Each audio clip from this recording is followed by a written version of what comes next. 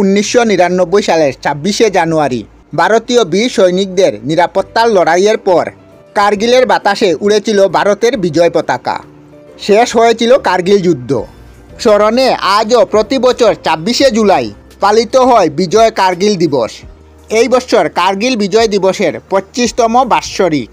1999 সালের মে মাস থেকে জুলাইয়ের মধ্যে জম্মু কাশ্মীরের কার্গিল জেলায় যুদ্ধটি সংগঠিত হয়েছিল। পাকিস্তানি সৈন্যদের দ্বারা সিমলা চুক্তি উল্লঙ্ঘনের ফলেই এই রক্তক্ষয়ী যুদ্ধের সূত্রপাত। আর এই যুদ্ধে ভারত হারিয়েছিল 527 জন বীর যোদ্ধাদের এবং আহত হয়েছিল প্রায় 1400 বীর জওয়ান।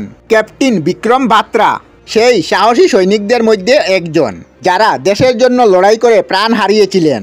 আর তার বীরত্বপূর্ণ অবদানের উপর সম্প্রতি শেরশাহ নামক চলচ্চিত্র প্রকাশিত হয়। এই দিন ভারতের প্রধানমন্ত্রী ইন্ডিয়া গেটে অমর জওয়ান জ্যোতিতে শহীদদের শ্রদ্ধাঞ্জলি জানান। স্মৃতিসৌধে শহীদদের পরিবারকেও স্বাগত জানানো হয়।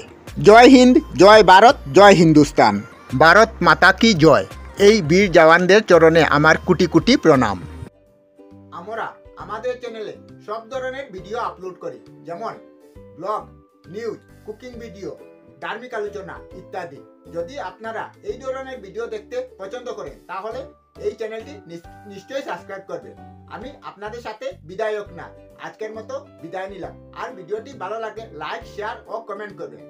ভিডিওটি সম্পূর্ণ দেখার জন্য অশেষ ধন্যবাদ।